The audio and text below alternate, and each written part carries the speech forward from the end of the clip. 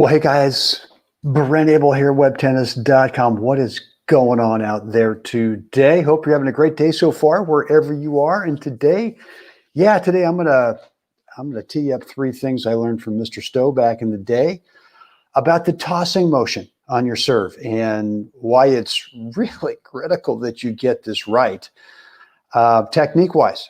And but before we get into that, I've got something I want to share with you that it's been sort of interesting since I've gotten back from Colorado.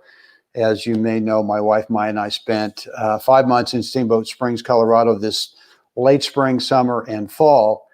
And typically we're there in the fall for about 5 or 6 weeks, but this year we had an opportunity to go there for about 5+ months. And so one of the things, and not that I stopped playing tennis, I still play, a couple times a week up there, which is great. Got a friend of mine, David, he and I get out and we go through this routine every week, or every time in the court.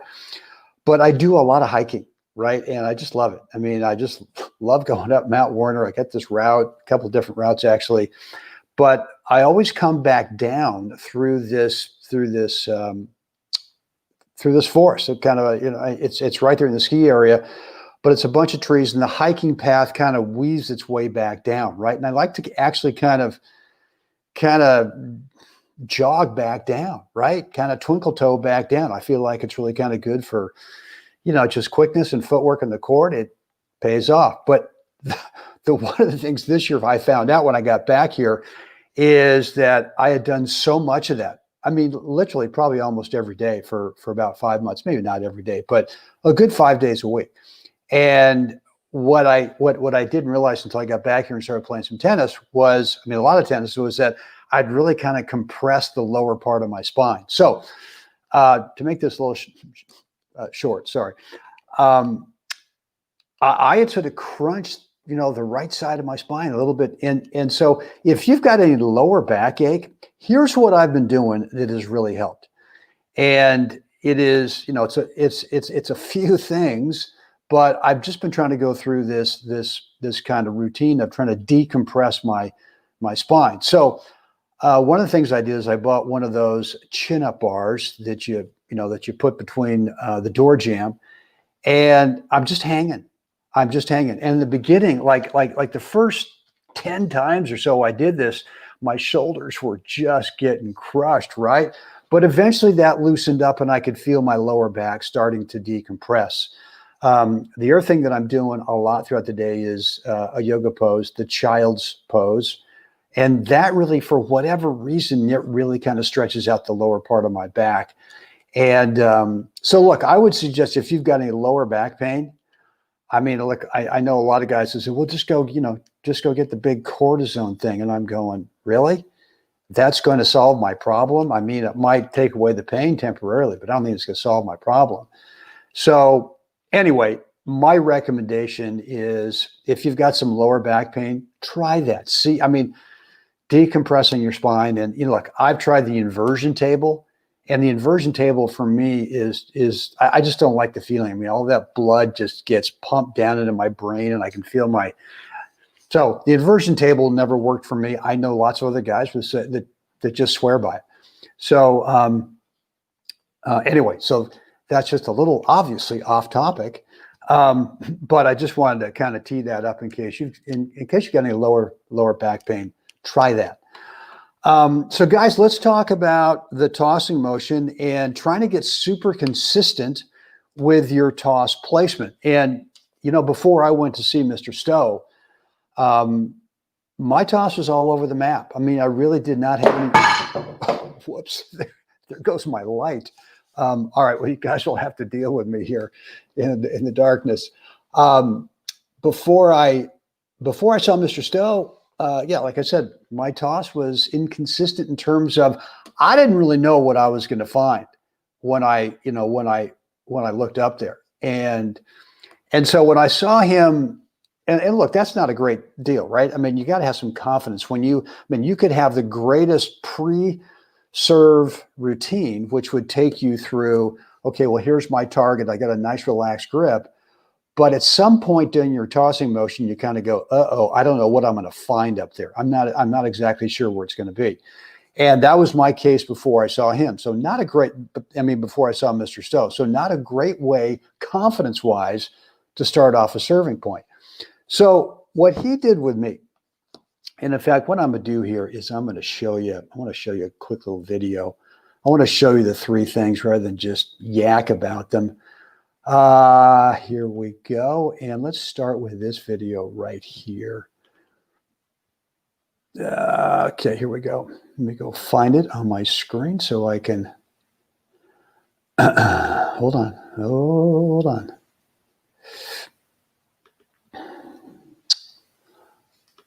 Thank you for your patience. Appreciate it. It's on the other side of it's on the other side over here. Here we go.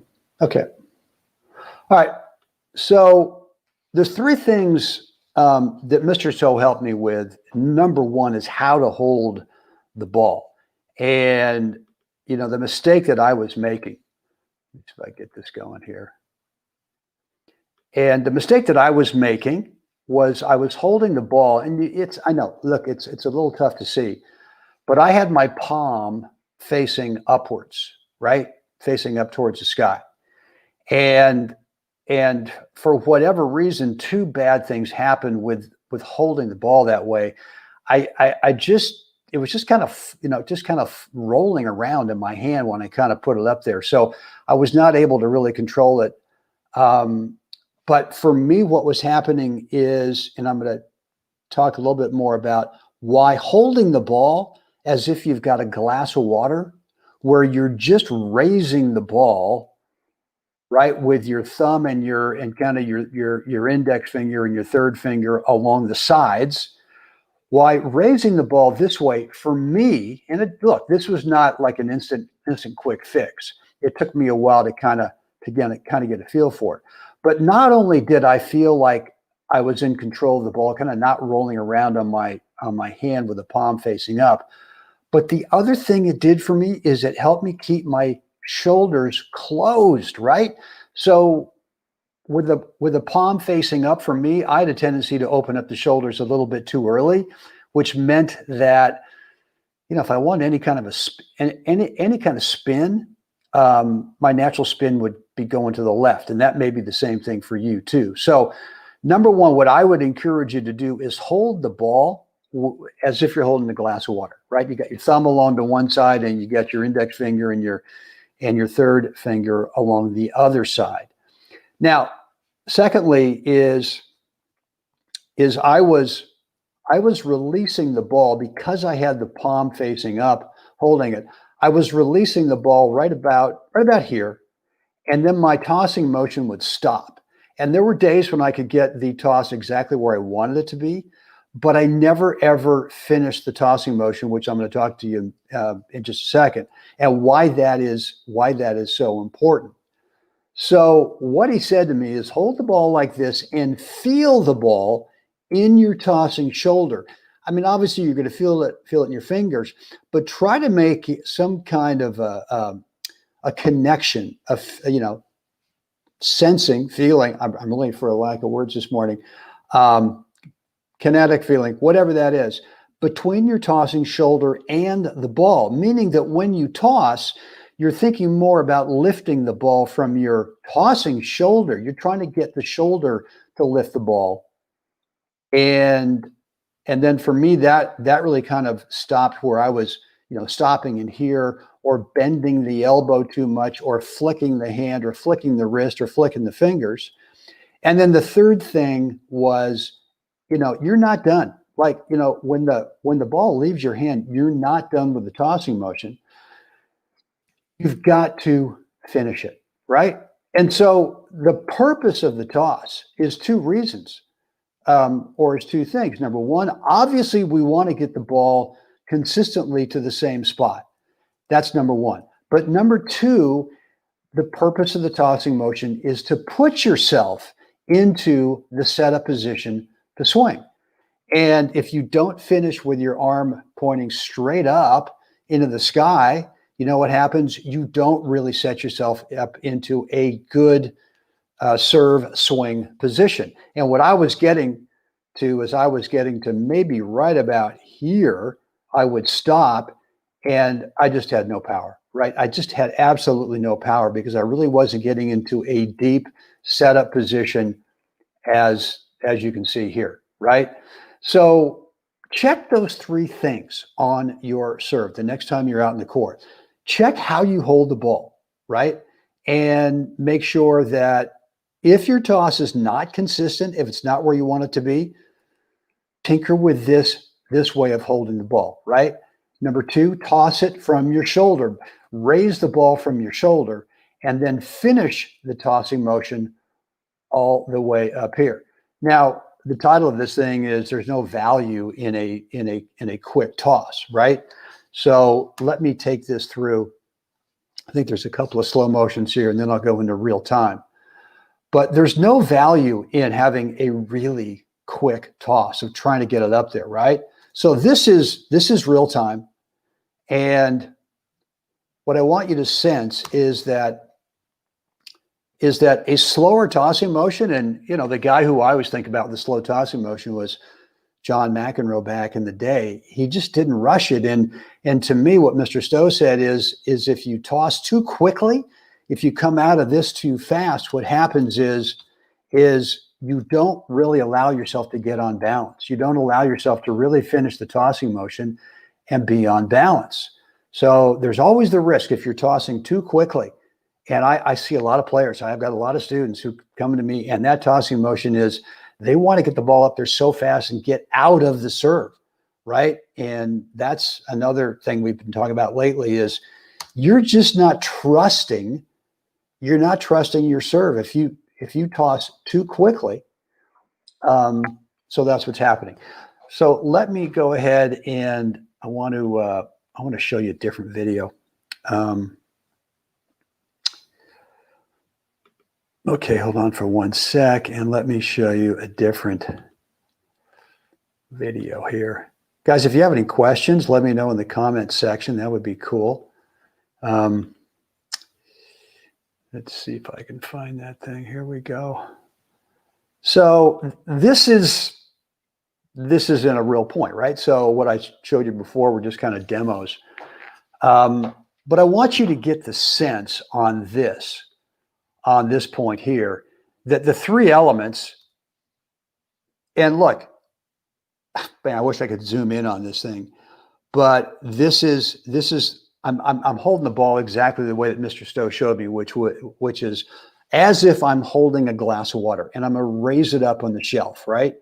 And I'm going to raise it up on the shelf from the shoulder. The shoulder is what's lifting the ball, right?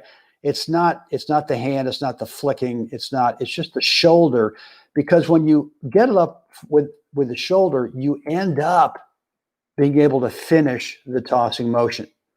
So those are the three elements right there. How you hold the ball, and that you raise the ball up from the shoulder, and that you finish even after the ball is left, right? I mean, the ball is about to leave my hand. It's gone. If this is as far as you get, and look, I see it a lot. A lot of players stop the tossing motion here, and you got to get yourself into a deep setup swing position by finishing the motion up in here. So, and there you go. And let's see.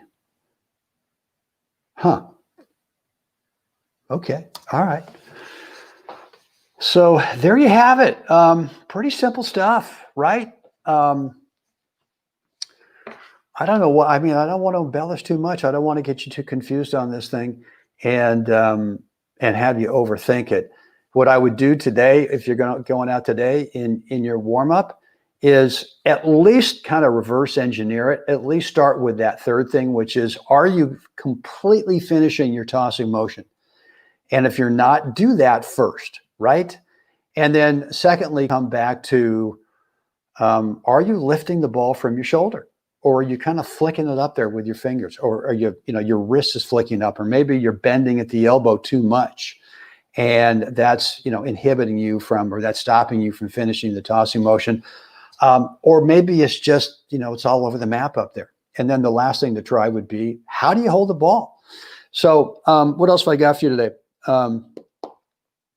Well, a couple of things. Number one, you can pick up my Topspin second serve course.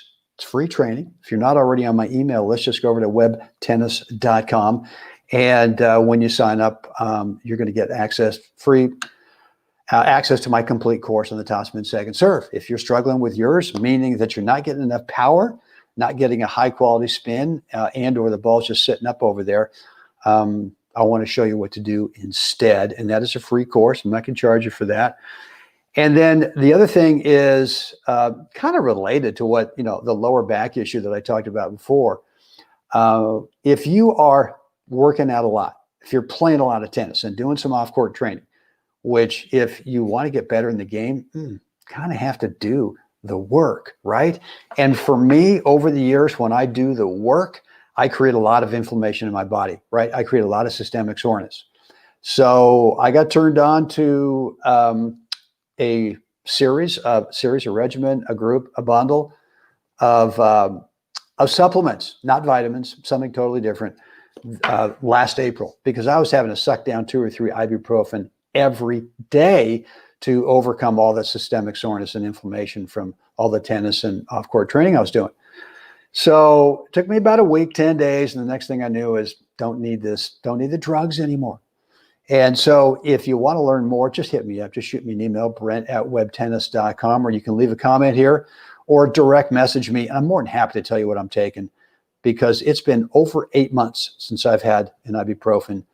And I think we could all agree that's not a great long-term solution, right? So anyway, guys, that's it for me today. Oh, wow. It looks like another day here in the desert. A couple of days ago, they said it'd be 80 today. Last night I checked, 79. All right. Gosh darn it. But it looks like a beautiful morning out there. The San Jacintos, those palm tree fronds are just hanging. There's no movement out there at all. It's going to be a beautiful morning. Got some doubles on tap this morning on the grass. Whatever you're doing today, guys, hope you have a great and safe day. And of course, get out there. Come on, get out there and help someone else have a spectacular day. Guys, I will see you again tomorrow.